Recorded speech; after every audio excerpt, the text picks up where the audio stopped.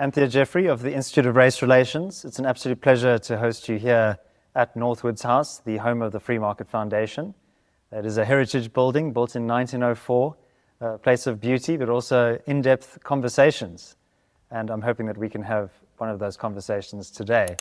We're former colleagues, so it's really wonderful to see you again. And I'm hoping that we can unpack this idea that you have helped to elevate in public discourse, the national democratic revolution. This is really the underpinnings of ANC ideology. It is a socialist paradigm.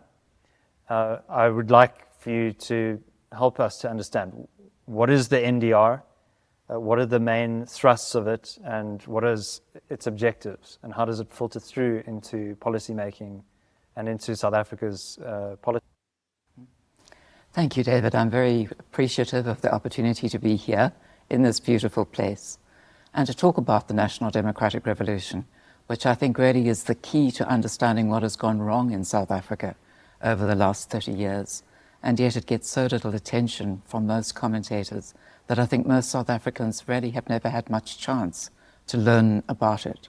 And I hope that what I've written provides some sort of window into the ANC's thinking and what are the policies that it has put on the statute book, is busy implementing in order to advance the NDR. All right, so in your book, Countdown to Socialism, this was written before the 2024 elections. You highlighted how the NDR has found expression across various domains in the economy, but also in society more broadly. And in the book, you go back to the origins of this idea. Obviously, the ANC started as actually a kind of a movement of black intellectuals, often professionals, middle-class people from the intellectual elite. But after the 1940s and 50s, into the 1960s, the ANC as a movement became increasingly influenced by the South African Communist Party. In exile, the influence of the Soviet Union was extended over the party. Could you tell us about the origins of how the NDR became such a dominant idea within the ANC as a movement? Yes, sure, because I think you're absolutely right to say that initially what the ANC was seeking to achieve in its early days was inclusion in the society, not to try and fundamentally change the society, not to take it from capitalism to socialism. But that was, of course, very much what Lenin had in mind when, back in 1905, he formulated the idea of a two-stage revolution, that what you need first to achieve is democracy, and then once you have democracy, you can move from there through policies which will gradually shift the whole nature of the society towards socialism. And in 1905, it was something of a theory, but in the 1950s, as decolonization proceeded, it was clear that more and more colonies in Southeast Asia, in Africa, were becoming independent. And since there had been European colonies, they had mostly free market economies.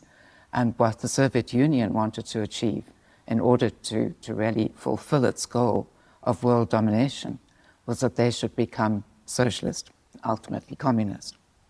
So they then put a lot of thought and research into how best you could take a capitalist economy and turn it into a socialist one.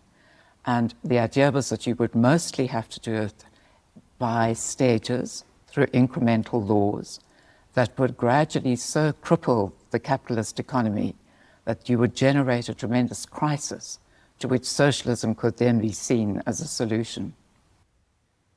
Okay, and so there's this two-stage revolution, if you will, the kind of bourgeois democratic revolution, and then there's the socialist revolution. And I mean, that obviously we can speak about how that unfolded in the South African context in the 1990s during our own transition. But so that is very, very much intentional. There's also obviously the Morogoro Conference in 1969 in Tanzania, in which the ANC officially commits itself to the National Democratic Revolution as a strategy. And a lot of personnel within the ANC received training in the Soviet Union. Jacob Zuma, there's a reason he speaks Russian, because he spent a lot of time in Russia. What are the features of that period of history, 1960s through to the 1980s and 90s? Could you speak to about how this idea became prevalent and dominant within the ANC? Sure. And it was very much the influence of the ANC Youth League, but they in turn were under the influence of the South African Communist Party. And so you mentioned the Morogoro Conference in 1969. There was a new National Executive Committee elected there. And of the people elected, only one was not a communist. So the takeover of the ANC was almost complete at that point. You still had two nationally separate organizations, but at the leadership level, there was such an overlap, which meant that the ANC had very little capacity for independent thinking beyond what the SACP proposed. And as ever with the way it works, it was the SACP that first embraced the idea of a national democratic revolution, which they did in 1962 in the document that they embraced at that time. And then in Morogoro, the ANC took essentially those same ideas and incorporated them into their own strategy and tactics documents and began implementing. And from there, the influence of the Soviet Union grew, but particularly because the SACP was instrumental in the early 1960s in getting the ANC to embrace armed struggle. This was something that the original ANC had always been opposed to. They believed that it was possible to get to change without having to resort to violence. Luthuli, the president of the ANC, was particularly opposed to the idea of violence. And yet, through the influence of the SACP and with the help very much of Moscow, it was agreed that the ANC would embark on armed struggle. And from that moment, they became very much beholden to the Soviet Union for money, for arms, for training of the kind that you mentioned. And in time, having really tried to implement a very ineffective armed struggle for years, because there was a cordon sanitaire around South Africa, it wasn't easy to infiltrate insurgents right into the country through intervening states such as Rhodesia, as it then was. And we had a very effective, I suppose, police system. They just didn't get very far. But in the late 1970s, the Soviet Union recognized that the ANC had got nowhere, that the country was on the brink of change, because we had had the Soweto revolt in 1976. It had shaken South Africa to its core. And after that, the National Party government started implementing reforms that really meant that apartheid was on the way out. But if it came to an end before the ANC's power was secure, then the ANC would not be controlling South Africa thereafter. And there were two black organizations with much more support within the country. One was Black Consciousness, with a particular appeal to instrumental in sparking the revolt. And the other was the Inkatha Freedom Party, which was growing very rapidly in support, both in KwaZulu-Natal and on the Reef, believed in non-violent approach to liberation. And so the ANC, with the help of the Soviet Union, learned about the principles of people's war, that you needed to have a combination of political struggles, in which propaganda would be one of the most important elements, as well as violence. And the violence would no longer be bomb blasts. It would be the use of terror, things like necklace executions, so that people would be so afraid that they would take part in the mass protests that the ANC wanted.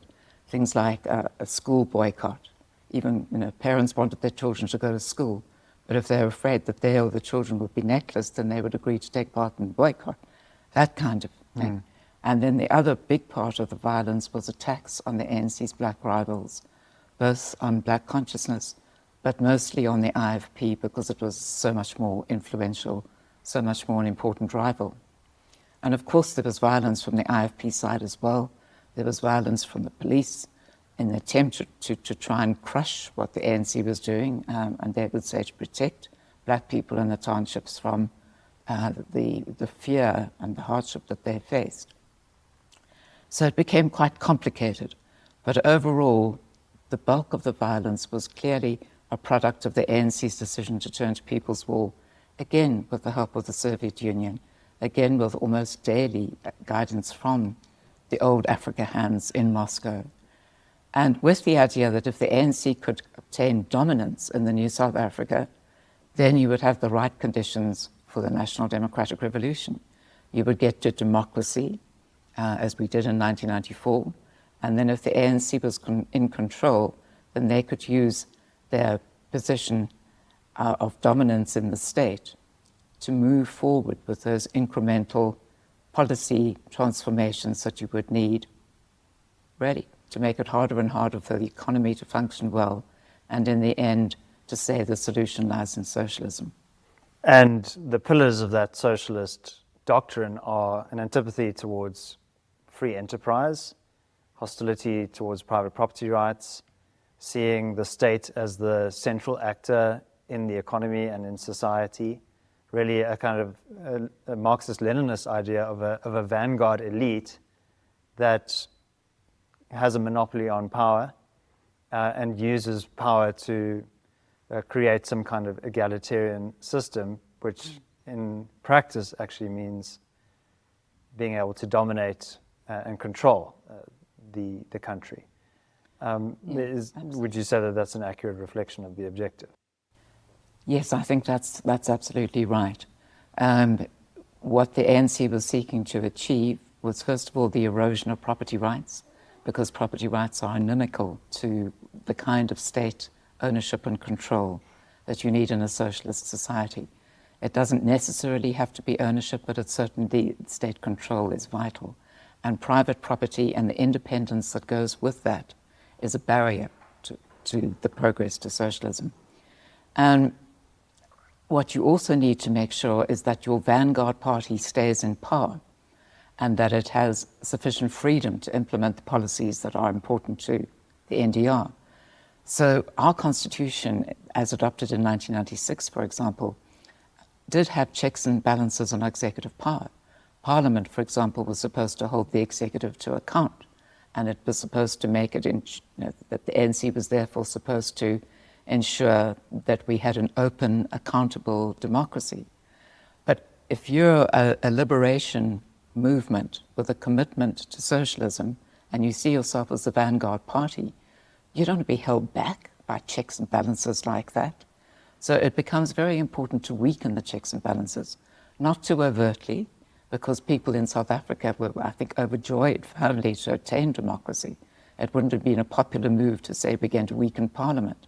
But behind the scenes, you can do it quietly, as they did, primarily by cadre deployment, also by doing things that made it more difficult for opposition parties to ask searching questions in Parliament, because now the questions are in proportion to your share seats in the National Assembly.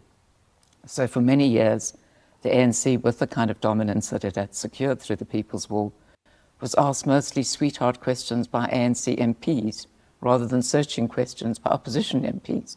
So quietly you could achieve really the white anting of that important potential check and balance. And you could achieve the white anting of others, such as the judicial system. We had a wonderful breakthrough in 1994 with a move away from parliamentary democracy, that now you were going to empower the courts to strike down both law and executive conduct that's inconsistent with the Bill of Rights. Through judicial review, for example. Through judicial review. But if you then make sure that the most important, most powerful court is very much on side with you in pursuing your revolution, then that also becomes a rather meaningless safeguard. And I think we've seen that over time, that though our constitutional court and the other courts have sometimes come to very good decisions, that on issues that are important to the NDR, very often they go with what they know the ANC wants for transformation, rather than what the letter of the Constitution and the spirit of the Constitution would suggest. Yeah, and in your book, The People's War, you catalogue the brutality with which the ANC came to power. I mean, I think it is the dark underbelly, the unknown story of the transition, which many people have hailed as a peaceful miracle transition. But actually it was beset with violence, necklace killings, and targeted assassinations and intimidation of particularly alternative black political organizations. And they say that the winners write history, and the ANC every June 16th celebrates the Soweto uprising, but in many respects, the ANC was completely uninvolved in that series of events, and that was the culmination of the Black Consciousness movement, which then eventually became formalized into AZAPO, one of the black political organizations that was so ruthlessly targeted by the ANC. So getting back to now the transition, and I think it's interesting to observe the last several decades of ANC governance and how the National Democratic Revolution has found expression in various domains of our society. And I think one of the most telling examples of this, and which I think vindicates your thesis that the NDR is so strong as a guiding principle of the ANC's governance, is this erosion of private property rights and the attempts to undermine Section 25 of the Constitution and private property rights protections through the Expropriation Act, the earlier attempts to amend the Constitution, which were ultimately defeated in December 2021 because it didn't go far enough. The EFF was not happy to support those measures in Parliament and to achieve the 2/3 majority needed to change the Constitution. So could you help us to understand how is the ANC embarking on this threat to private property rights? Why are they doing that? They make all manner of claims around correcting the original sin of the past, of inequitable land ownership. But what is underpinning these moves? Yes, the ANC has been very effective in using land as a wedge issue, because obviously there was such injustice in barring black people from buying land in 86% of the country, which was done in 1913. You could still buy land if you had the consent of the Governor-General, the equivalent of a state president, and about 3,000 transactions did take place. But the overall prohibition was there, that as a black person you could not buy in most of the country. And so this kind of injustice clearly needed to have a factor of redress in order to make good for what had been done in the past. But the ANC had no interest in creating a new class of independent landowners or homeowners, because property rights really make it difficult for a state to have enough control. I think it was Friedrich Hayek who said property rights are vital to everybody, whether they own property or they don't. Because if there's one actor, particularly the state, that has control over all property, then everybody is vulnerable. It's only if property is owned by many different people that there can be the kind of freedom that you need for democracy to thrive. Because you have a diffusion of power throughout society. A diffusion of power where it's all concentrated in the state. Everybody becomes dependent on the state to be able to use, to occupy land or other property that they need for various purposes. And he who controls the state controls the people then. Yes, exactly. So the land issue was used because it was emotive, because you could easily build support for it. And reforms were put in motion early on. You had a redistribution thrust, a restitution thrust, in terms of which people who had been dispossessed of land after 1913, through the forced removals in the 1960s and so on, could reclaim land. And so we had about 80,000 claims lodged. And through redistribution, the ANC bought land. Initially, the idea was that they would actually transfer it to black people. But as the NDR progressed, so the idea was that they would hang on to it within the state, and they would allow black people only to become leaseholders that they could rent, but they could not own. And this, of course, was a great disappointment to many black people, and there have been stories of great hardship with somebody like David Ansara, very successful black farmer, promised land in 2002 before this policy of lease only had really crystallized. And then denied. The promise was just broken. Until 17 years later, in court action, he was finally, the state was forced to honor its contract with him. So we had a land reform program, but it wasn't generating what people most wanted, private land ownership. But the ANC was able to say, almost no progress has been made. Clearly, it doesn't work if we buy land on the open market. What we need to do is to have the power to take land without paying for it. We need expropriation without compensation. And Section 25 of the Constitution is a barrier to that. And it's a barrier to that because it says that there must always be just and equitable compensation on expropriation. And there may be some very rare cases where property truly has no market value and you could pay almost nothing for that property. But in most situations, you'll be taking property that does have a market value. Mm. And what the ANC was now talking about was absolutely nothing at all. And the attempt to amend the Constitution to allow this failed, as you said. And it was primarily because the ANC didn't have a two-thirds majority on its own. It needed the support of the economic freedom fighters. And the economic freedom fighters wanted the state to have control over all land. Not necessarily ownership, but control. And you can get control through custodianship, which is a sort of variant, as it were, of ownership. Very much the same idea, gives the state all the same powers that really matter, of being able to decide how the land should be used. And the ANC thought that that could be upsetting to traditional leaders, that it could be upsetting to the 9.75 million Africans who own homes, very often without title deeds, but they see themselves as the owners of those homes. And now if they lost their homes into the custodianship of the state, it could be something that would weaken the ANC. Mm. So they said, no, we'll keep to certain land. Certain land has a terribly uncertain meaning. Perhaps it would mean all land in private ownership, you just didn't know. But the ANC, the EFF couldn't reach agreement, and so the amendment failed.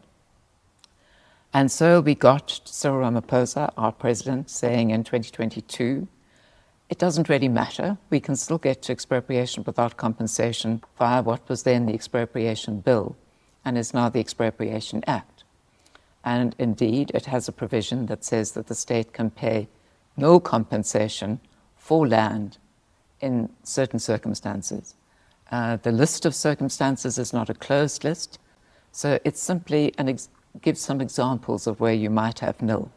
For example, where land it's not actively being used, the idea is to hold it and perhaps in future to sell it at a profit. And if you have land in that category, then you might be expropriated for no compensation. Or where you have property, but there's been a land invasion and you've lost control of it, and you can't, according to the state, show that you've taken reasonable efforts to get back control, which is a very difficult thing to do the way the law is structured. So that's another example. But because the list is not closed, we really don't know how far nil compensation could extend. It does apply only to land. Does it apply also to the improvements on land? That's one of the great conundrums. We don't really know. Good question. Could a building also go for nil compensation, or is it land alone? And if you've had your property forcibly taken from you by an invader, for example, and you've taken those reasonable steps, it's very difficult to evict somebody from your property under the Prevention of Illegal Eviction Act, the PI Act. Exactly. So that could actually incentivize those kind of actions. Yes, the ANC has structured that law so that it protects the illegal occupier rather than the owner. And you need a court order, it's difficult to get to the court, and really in many circumstances you can only get a court order for eviction if you can show that there's suitable alternative accommodation available. And municipalities very often can't provide that, and private owners certainly can't provide that. So it's hard to get the eviction order. And so somebody who has really just failed to navigate successfully through the obstacles set up by the ANC and the PI Act can then have the further loss of the property being expropriated for nil compensation and no hope of having any asset at the end of the day. But the other thing that is very important to recognize with the Expropriation Act is that it doesn't apply to land alone at all, and we can talk more about that. Secondly, that where it's not nil compensation, it's likely to be little compensation and not nearly enough, because the whole purpose of this act is to make it easier for the state not to pay market value. And of course, in terms of the Constitution, we know that market value is one factor, and other factors apply as well. Things like the purpose of the expropriation, the use to which the property is being put, but things which on the whole are very difficult to give a monetary value to. So the courts have tended to say, well, if we can't give a monetary value to it, well, then we can see what market value is, and that's what we think would be just and equitable. So the ANC is trying to move away from that approach and to put more emphasis on you must really come to an amount which is less than market value. And there are sort of mechanisms to help achieve that. The valuer general, this is a state official who, again, in the case of land reform, will decide what would be the appropriate value for both land, movables, herds of cattle, and so on, and has told Parliament that he could get the amount down to nil. His formula would allow him to get the amount down to nil. So people shouldn't be complacent, and they should also recognize that when the ANC talks about land, the Expropriation Act, like the Constitution, says that it applies to property really of virtually any kind. It doesn't apply to land alone. It applies to property expressly defined as not limited to land. So it could be shares, it could be movable assets, it could be patent rights, it could be mining rights, it could be a liquor license. There are any number of different types of property which will become vulnerable to expropriation for less than market value. Yeah, I think that that's a grave risk. I think in these kinds of conversations around this debate, we often hear about the need for restitution. And I think that you need to compartmentalize those two discussions. Many countries do have expropriation law. There are, for public purposes, you sometimes need to build a highway or a dam, and that requires expropriation to occur. That there must be a recognition of, first of all, the market value of that property, but also the inconvenience that is borne by the expropriated party. This idea of a salatium, compensating people for the inconvenience, I think should apply. And it should be under very limited and controlled circumstances, not this kind of open-ended list. I mean, property held for speculative purposes, I think, is a perfectly legitimate reason to hold property. If you think of the Meir family in Midrand, they held their property for decades, and now all number of lifestyle estates and townhouse complexes have been built there. They've legitimately and justifiably earned a return on that speculative investment. And I think that that's very important. But the restitution debate, I think there's still an important discussion to be had there around where the state in the past has deprived people of property rights, as it did under apartheid, the 1913 Natives Land Act, for example, Group Areas Act, and other population control measures. Where people have been deprived of their inherent property rights, they should be compensated. And we have had a restitution process where over 90% of claims have been settled, and most of those claims, there has been financial compensation that has been given rather than land itself, which I think illustrates that many people actually crave a certain standard of living and maybe a more urban lifestyle. They're not necessarily wanting to live in a rural area, for example, on a patch of agrarian land. Exactly. I think that's really interesting. And I'd like to come back to that, but to start with the earlier point of yes, there were injustices, there's a need for restitution, but we also need to look at what the Constitution says. As I mentioned, it's market value and there are other factors, but the overall test is that you must strike an equitable balance between the public interest in providing redress for the past and the interests of the expropriated owner, because it isn't fair to place on the shoulder of the expropriated owner too much of a burden of trying to make up for past injustices. Especially where they were not themselves responsible. They were not themselves responsible. And so you really need to make sure that the compensation that is provided is fair, that you don't do this thing of placing an unfair burden on a particular individual who is not culpable. And so in the older Expropriation Act, which is now being overtaken, there was also a recognition that people should get compensation for any direct financial loss flowing from the expropriation and the salatium, which is often quite a small amount, just because of the kind of emotional trauma that people might suffer from expropriation. So we mustn't lose sight of those factors as well. But what the ANC is hoping to do is to have a sort of fairly free hand to expropriate and pay far too little, what does not strike an equitable balance, and hope that the Constitutional Court will be sufficiently on side with the transformation project to allow it to do that. And it will also very much refer many of these disputes to land courts, which we should talk about too. But on the restitution point, yes, we had 80,000 or so claims put in for people who said they'd been dispossessed of land.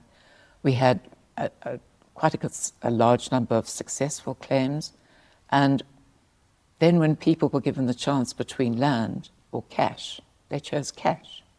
And I think the ANC was dismayed. Gugeli Quinto, who was our land reform minister at the time, said, oh, gosh, we don't have a peasantry anymore. We have an urbanizing society. And saying that like it's a bad thing. As if it was a bad thing. Because I think the ANC, in a way, perhaps has that very old-fashioned idea of a communist socialist society where you collectivize the land, where it's peasants that are now farming on the land, and they're organized into cooperatives, and the state is in overall control. And here was South Africans saying, we are an urbanizing society, and what we want is a job and a home in the city. Yeah, and you could see that with this far greater preference for cash rather than land. And it means that the ANC is always exaggerating the extent of the land hunger. And that's also confirmed by opinion polls over many years, conducted sometimes by the IRR, but other organizations too, in terms of which about 1%, 4% of black people will say that they see land reform as an important unresolved priority for the government to address. Most don't. Most want jobs. Most want the urban lifestyle, as you were saying. Yeah, having said that, I think it is important to recognize that private property rights are universal, and they're not just an optimal public policy choice. They are inherent rights, an extension of your rights as a human being. And that's why we as the Free Market Foundation are very proud of our efforts with the Kaya Lum project, which is an initiative to extend title deed, full ownership of title deeds to over now 19,000 beneficiaries, where you have former tenants of council-owned properties. During the transition, the councils divested themselves of the ownership of these properties. The tenants then became the owners, but now they lack the title deed to prove their ownership status. That's where the Kaya Lum project has come in and closed that gap. And with private funders, we've been able to transfer 19,000 title deeds. And that really is an instrument of empowerment. That's giving you agency, just in the same way as cash gives you agency or an income from a job. So I think when we talk about economic empowerment, it's not, the land. I mean, if you think of vast stretches of the Karoo, for example, that land is not very usable except for maybe grazing some sheep. The land is only productive insofar as you utilize it and you invest in it and you have certainty over your investments. I think the mining industry is a very good example of this, and use that term white anting away, which I think is applicable to the mining industry. And you would struggle to think of a country on earth that has a richer mineral endowment than South Africa.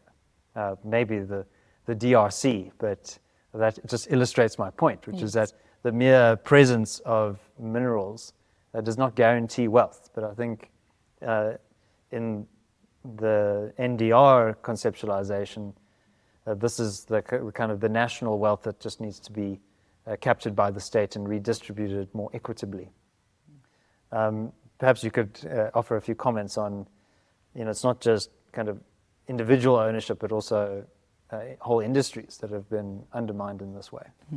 Yeah, no, absolutely. There has to be confidence that property rights are secure before individuals can invest in the homes where they live and build up an asset, and before a mining company can embark on the vast expenditure of sinking a shaft and putting in all the equipment that is needed for mining, unless you're very confident that you have a secure property right. It's just too risky to put in money in that way. And the Democratic Republic of the Congo is precisely the illustration of that. So here in South Africa, we have obviously an enormously successful mining industry. It's been the foundation of the modernization and industrialization of the country over decades.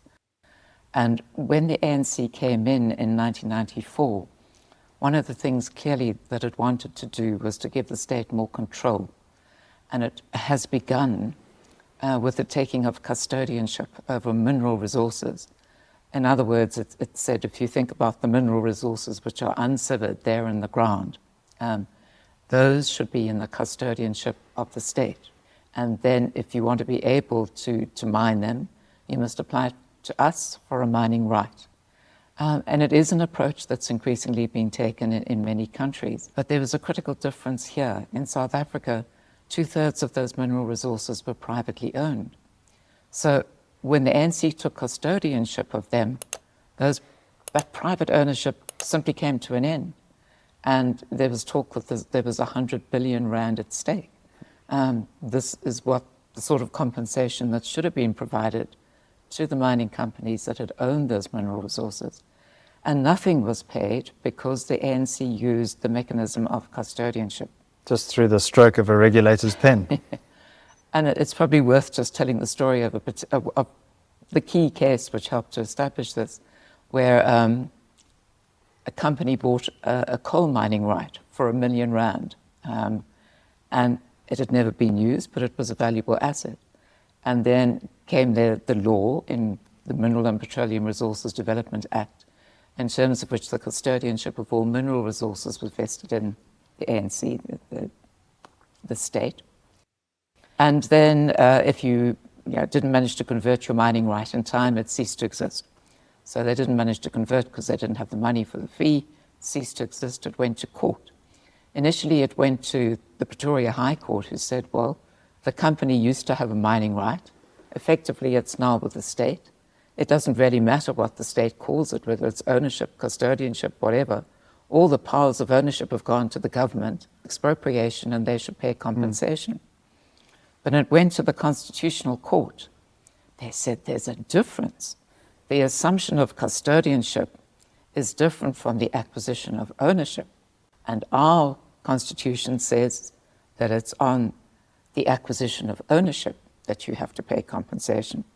Our Constitution doesn't say that.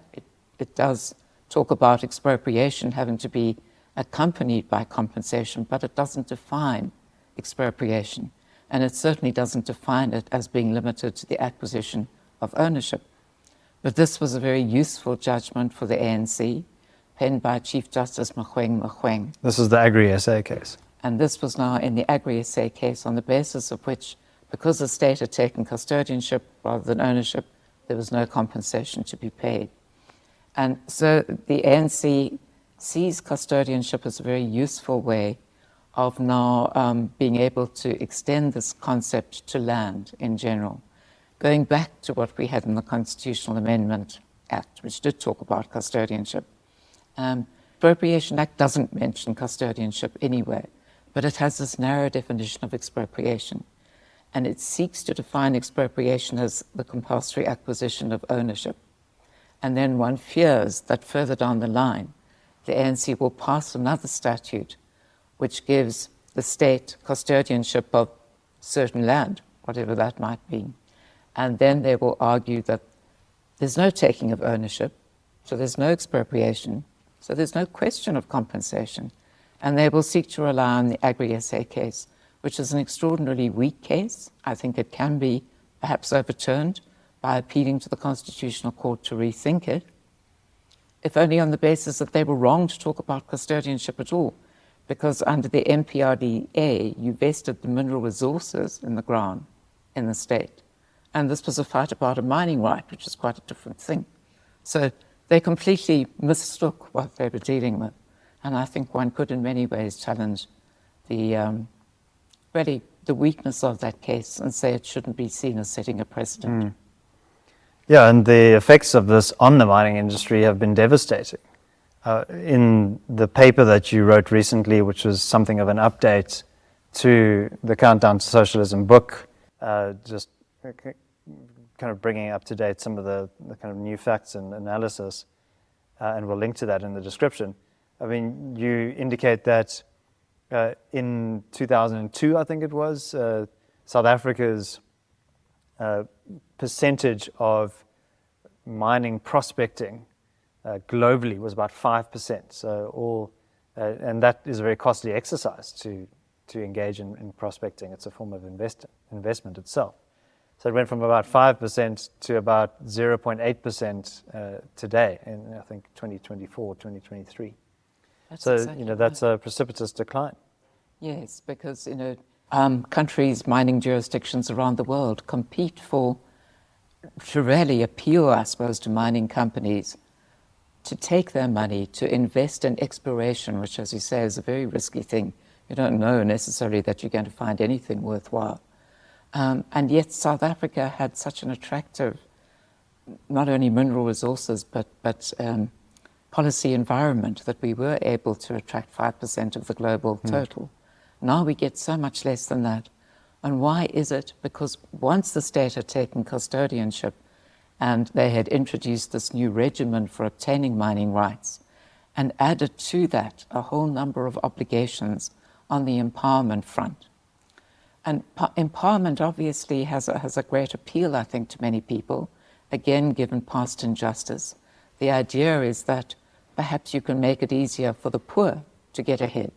But what has happened with the ANC's empowerment initiatives is that the benefits have gone almost entirely to a small and often politically connected elite. So in the mining sphere, for example, now you had to have 26% historically disadvantaged South Africans with ownership of your mining company. And obviously most people wouldn't have the money. So the mining company would very often lend the money to the purchaser, who was supposed to pay back, but very often didn't. And so it was enormously expensive for a mining company to do that. And for a prospective investor, they look at the possibility of, well, the reality that you have to put in 26%, or for Elon Musk now with Starlink, in a different sector where you have to put in 30%. And they say, we're not going to do that. Yeah, I think a very illustrative example of this kind of resource nationalism was in the wake of some of the pressure from the Trump administration, Gwede Mantashe, the mining minister, saying, well, if they're going to hit us with sanctions or with tariffs, then we're not going to sell our minerals to the United States, assuming that it's his minerals to sell in the first place. And ironically, we've undermined our own strategic advantage, any leverage we may have had, because we've made it almost impossible to get those minerals out of the ground and to market in the first place, which undermines our national interest. And now, in terms of what the ANC has in mind, there'll be two further bases on which he might be able to stop our minerals going to the US once they've been dug out of the ground at this enormous cost. Because they have two things in mind. First of all, that there'll be a vague obligation that every mining rights holder, every mining company must set aside a certain amount of the minerals that they have mined for beneficiation locally. And secondly, they'll have a list of critical minerals, which we don't know how they will control them in the future. But certainly in the past, they saw the capacity of adding export duties, which would make it very expensive to export them. So it's just another way in which the minister would like to be able to say, well, maybe I'm not going to send my platinum to the US, irrespective of whether that's a sensible thing for the country. Because he's empowered to do so. Yeah. And we now have these massive natural gas discoveries off of the west coast of South Africa and other places. It seems like that could potentially be a target for some of these NDR policies of command and control and centralization, more resource nationalism. Do we see any potential threats of that? Yes, indeed. The Upstream Petroleum Resources Development Act was adopted last year. It hasn't come into effect yet, but it has various worrying provisions. One is that there's a 20% carried interest for the state. So the other thing is that there needs to be a 10% BEE stake. So immediately any company coming in to embark on the enormous cost of trying to drill offshore in a situation where you've got to explore to begin with because you're not quite sure what's there. We know that there are good proven resources in Namibia. There's a belief that this resource is available all the way down the west coast, even to south of Cape Town. But you've got to find it, and then you've got to be able to extract it. But you've also got to hand over effectively 30% to the state and to a BEE investor. And though there is obviously provision that in the end the state should contribute to production and exploration costs, we know that our government is tremendously tardy very often in meeting obligations, that it doesn't pay its bills, sometimes in the most crude and blatant ways. And so there must also be some doubt as to whether these obligations will in fact be met. You need an excellent partner in a state if you're going to go into that kind of arrangement. And we have a state that seems to be filled with cadres who are loyal to the National Democratic Revolution, who don't have the best interests of the country at heart. They might think that they are pursuing an incredibly important socialist revolution, but all of those socialist revolutions end up by widening inequality, where the great masses have equal poverty and the small elite at the top has enormous power and wealth. So there's a self-interest too in those cadres, as much as they might claim to be working for the benefit of the poor. They know the way it works in a socialist country is this vast difference between the small elite at the top, very wealthy, very powerful, and the great mass of everybody at the bottom, very dependent on what the state provides, what the state is willing and able to provide. Yeah, it's a narrow sectional interest that is being served here, not a broader national interest. Yes, indeed. Yeah. And, where the state has a monopoly, we see how disastrous it's been with electricity, for example. There's a virtual monopoly in Eskom. It was arguable, I would say, before 1994, that perhaps a privatized system would have worked better. But what we had with state control was at least very efficient. But that changed once the ANC took power, and cadres were deployed into positions because of their loyalty to the revolution, not because of their skill and their experience. That in the interests of empowerment, we gave a whole lot of procurement contracts, or Eskom did rather, to people who were linked to the ANC, with the most extraordinary price inflation on items. I think it was Andre de Ruyter who said that he managed to stop a contract where, in terms of which, a floor mop would have been bought for 235,000 rand. Is that a golden floor mop? Not quite. Or knee pads that you could get for 80 rand or something. No, 200 rand would be bought for vast amounts of money. Coal would be bought for far inflated prices, and so on. So you've had a tremendous amount of waste built into the way Eskom operates. And that state monopoly has increasingly become unable to supply what they should be able to supply to the people of South Africa. Hence the suffering of so many individuals, so many businesses over decades more of load shedding. And you can only think that if the state now acquires a monopoly over healthcare, which is what they want to do through the NHI, will it be any more efficient than the monopoly that they have earlier over electricity? And they may claim to be doing this for the benefit of the poor, but one fears that at the end of the day, that state monopoly will be inefficient, corrupt, ineffective, that what we already have, long wait times in the public sector, will affect everyone because there won't be an alternative. Yeah, correct. I think efficiency and the practical question of whether something works or not is important.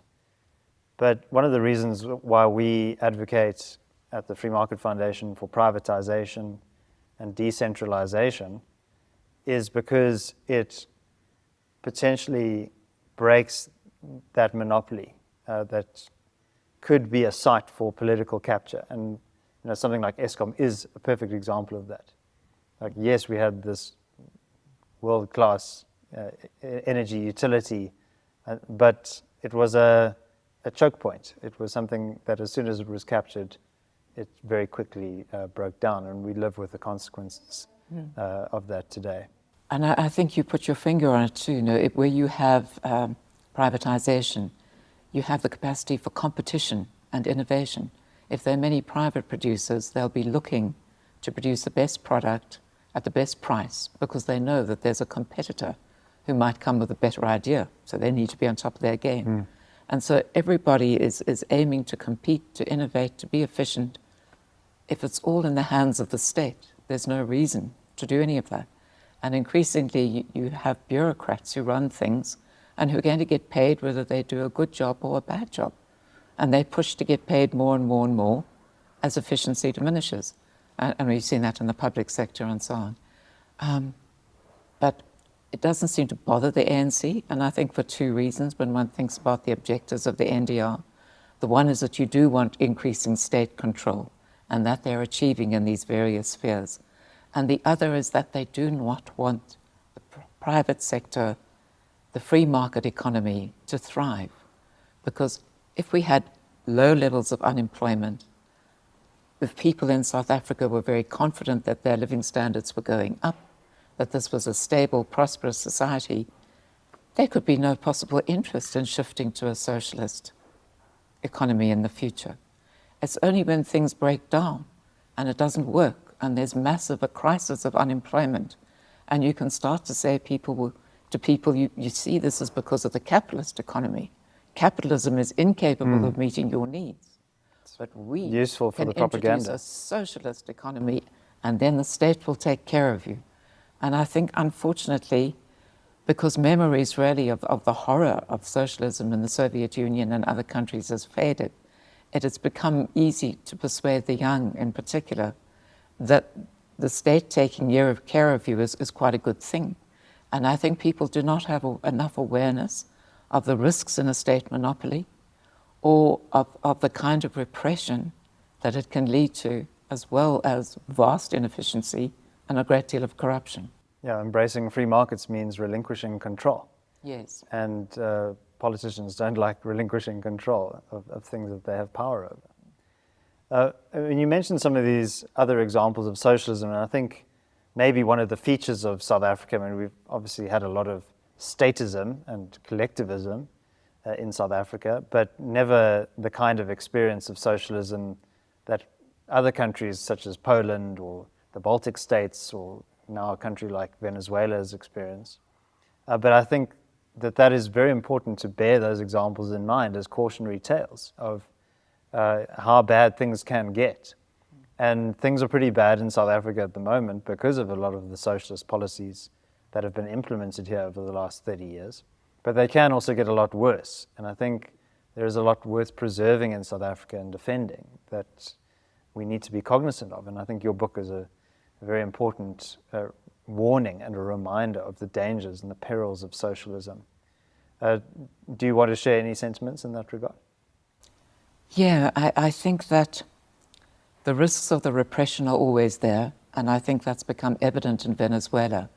When the Soviet Union was disbanded, there was this view, widely shared along the left, that you didn't really have to worry about what had happened there because that was a bureaucratic form of socialism, and that it wasn't real socialism. And going forward, socialists would make sure that we had democratic socialism, and this would be very different. It would avoid all the problems there. And so then we came to 21st century socialism in Venezuela, and they don't have the gulags, but they do have people who fled because they can't live with the poverty and the hunger and the deprivation in terms of electricity and sanitation and various other things. But also there has been such an erosion of democracy because as the state has concentrated power, for example, when it started to expropriate, often without compensation, it was the people who opposed the government who had their property taken, often, and then the property would be given to those who were supporters of the government. So that then strengthened the government more, made it easier for them to win the next election. But when disillusionment grew in 2015 to the point that actually the opposition parties won 2/3 of a majority in the National Assembly, then the executive just managed to bypass that. They stacked the judiciary with people who would rule in their favor, and they bypassed Parliament via a constituent assembly that was now going to come with a new system and had all the decision-making power in the meantime. So you allowed the government to achieve a degree of control backed also quite often by militia that were capable of violence on the streets, that in the end people felt helpless in the face of this much greater power. And so I think people really need to be very wary that real socialism in the 21st century will be a very dangerous thing. And what we have now, too, is a free market system in which the private sector still owns about 70% of the economy, 70% of people are still working in the private sector. It might be battling, but it is still there.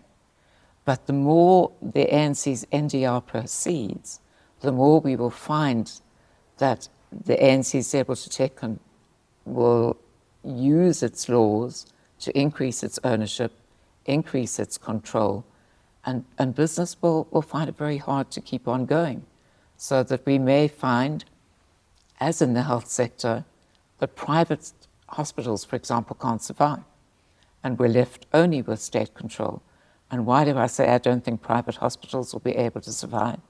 Because they will have to provide services free of charge to whoever comes. This would be under national the health NHI. insurance. And then they will have to ask the NHI fund to pay them what the NHI thinks fit. And if what it receives in payment is not enough to cover the expenses, then after a while it goes bankrupt. There is no choice about it. Yeah. So that increasingly then this will be another facility that the state controls. People should have no illusions in thinking that the state will be caring and supportive and helpful. This is a quite different agenda which is at play.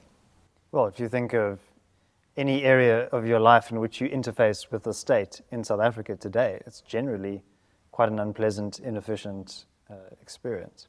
Yes, indeed, yeah.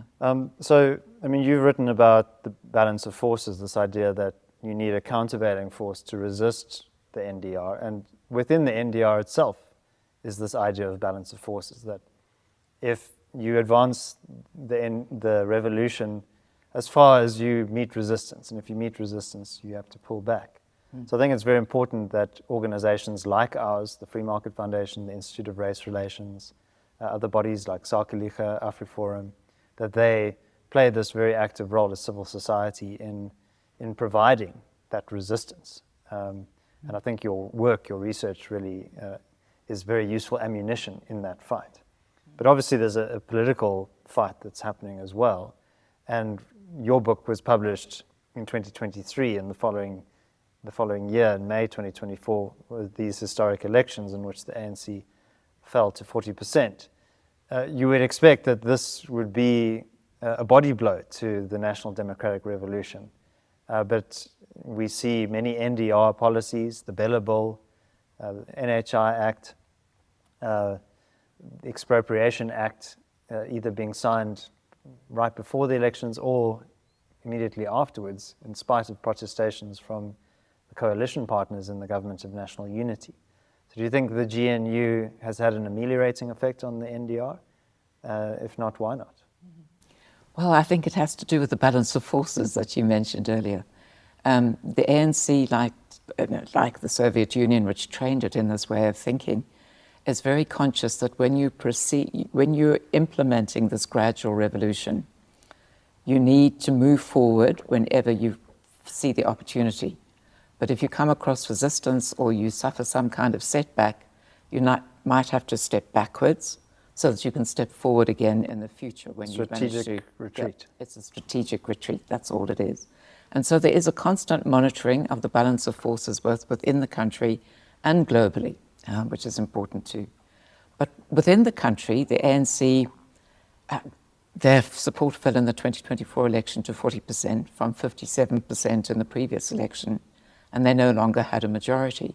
So reading this balance of forces, they did what Lenin had done in 1921, when the balance of forces became adverse for him. Because at that point, there'd been the revolution in 2017, the civil war, the peasants were in rebellion against the system which Lenin and his supporters wanted to thrust upon them, and the economy was in huge trouble. And they really actually feared that their socialist thrust would collapse. So they decided the thing to do was to take a step back and to pretend really to have given up on socialism and to invite Western investment in and say that they were now looking, perhaps along the Chinese model, that the economy would primarily be in the hands of state-owned enterprises with a profit motive. Investment came in, and they were able to lay the foundation for industrialization to alleviate the huge resistance that they had experienced before. And this was the new economic policy. This was the new economic policy, and it was precisely read the balance of forces, take a step back so that you can advance. And then in 1928, Stalin came to the conclusion that enough of our foundation had been laid. So abruptly, he stopped the new economic policy. And then very soon we had the farm collectivizations and the starvation that followed that. The socialist path was back in full swing. So here, the ANC read that, and we are indebted to Mameloko Kupayi, who wrote in the Sunday Times in August last year, that yes, the NDR is like Lenin's new economic policy. And she said, sometimes you have to invite the opposition parties in with you, and it doesn't mean that that's bad for your revolution. Obviously, they are hoping, I would say, that they can weaken their most important opposition party, which is the Democratic Alliance. And of course they knew that with the ANC at 40%, the DA at 22%, you could form a working majority with just those two. But they chose rather to go for a government of national unity, which has 8 other parties in it as well. And they've sort of managed to drown out the DA opposition through this mechanism and simply to forge ahead. And I think their hope is that DA supporters will become very dismayed, because indeed we see one NDR intervention after the next still proceeding in the acts that you mentioned that have been signed into law, in the new ones that are coming now, like the mining bill, which will be so damaging to the mining industry. And it's quite clear that the ANC is still on the NDR path. So if the DA sticks with them and isn't able to have a real impact, and growth doesn't go up, and the unemployment crisis is even worse, will the DA supporters feel that the DA is worth as much as they believed it was worth before? And I think there'll be a disillusionment. That's the ANC's hope. That at the end of that time, they will be able to strengthen themselves and weaken the DA and get back to a 51% majority. Or at that point, the global balance of forces would have changed enough for them to go in with the EFF, the MK, that share their commitment to the NDR. And in terms of the global balance of forces, the actions of the Trump administration, highlighting what's going on in South Africa. James Myberg of Politics Web spoke about there being 2 channels of communication. Channel 1 is what the ANC uses to convey its message of the NDR, of race nationalism domestically.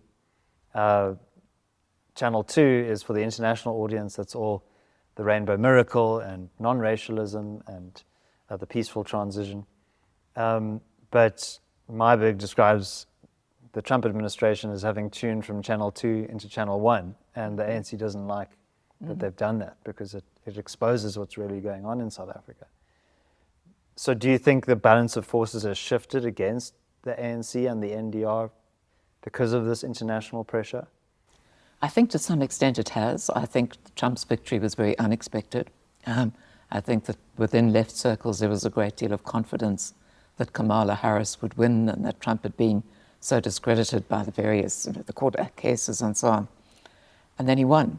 And now he is trying to roll back what is really a kind of left ideology on many things, whether it's what we call BEE, what they call critical race theory, or diversity, equity, and inclusion, in terms of the climate issues, where it's obvious that intermittent renewables can never meet the energy needs of growing economies. So he's saying that we're going to use oil and gas for a long time. All of this was very unexpected. And at the same time, I think there's a great hope that there'll be sufficient criticism of Professor Trump, that the internal opposition, that of course there is still there, particularly from some of the more left-wing elements within the Democratic Party, will make sure that he's voted out the next time, in 4 years' time, in 2028, and that then one can go back to a sort of slow shift, which has been happening, I think, in the US, towards more left-leaning policies, and that if the US itself becomes more left-leaning, that this would be helpful for the NDR here. And I think that the ANC has been very comforted by the extent to which China's power has grown. Russia seems able to achieve a certain amount in Ukraine through aggression, which has been widely condemned across the world, but it's nevertheless continuing. And that the West seems often on the back foot. And I think their belief is that increasingly the BRIC-type bloc of states will become more influential. The global South will be have more of a say against what is left of the imperialist Western countries. So they're hoping for that sort of situation to arise. And for those of us who would like to see free market options going forward, there must, I think, be a real hope that the kind of fight back which has developed in the US will extend to other countries, and that there will be more of an opportunity for Western democracies to prevail over these autocracies. And do you have similar hopes for South Africa? Do you think that we can turn things around? What's in our favor here? Oh, I think we've always had strong countervailing forces. The ANC has tried to weaken them by deploying its cadres to the media, which have become increasingly, I suppose, almost complacent, perhaps, about some of the damaging policies. Or complicit. You don't get enough coverage about what the risks are. They constantly ignore the NDRs. They ignored the People's War. We also have many left-leaning civil society organizations, but we do have countervailing forces still, because there are independent voices in civil society. Business has still got influence and resources under its control. And we have, in the global environment, too, potential allies to find. And we have the DA, I think, has probably won back some support through its success on VAT, its unwillingness to be browbeaten on the budget, and in fact that it's gained some sort of small victory there, and a willingness perhaps to look more closely at how expenditure could be cut, particularly some of the hugely wasteful expenditure on BEE. So yes, and then you can also see in countries like Argentina, which have gone so far down a socialist destructive route, that if you have a change of leadership, it's possible to get to a much better economic situation quite quickly. So I hope too that will encourage people in South Africa to stick with the free market option that works, reject the socialist one that does not. And there are many people who've not wanted to vote for the ANC for a long time, but haven't really been confident of any other party enough to vote in large measure for alternatives, that they will find alternatives that they support, that they're no longer just a stay-away vote, but people who go out to the polls and vote for parties other than the ANC and its clones, like the EFF and MK, but vote rather for the parties that genuinely stand for growth and free markets and the independence of individuals and the entire economy. Yeah, I think also thinking beyond party politics to how you can build power outside of the state, to diffuse power, as we were speaking about earlier, and to actually resist some of these more harmful measures that are emanating out of Pretoria. And I think one of the lessons for me from watching the likes of Millet and to an extent Trump is that you can't consensus seek your way out of these problems. The solutions lie in directly challenging these harmful policies. Seeking to soften them or water them down, actually you end up conceding to your opponents and losing the very thing that you're trying to protect. Yes. So I've gotten a lot of value out of this conversation, Anthea, and I want to thank you very much for the work that you are still doing and which you have done over many decades of thorough research. And I think your voice is really critical for us in South Africa to help us navigate through uncertain times. So thank you very much for everything that you've done for the Institute of Race Relations and for South Africa more broadly. Thank you, David. Much appreciated.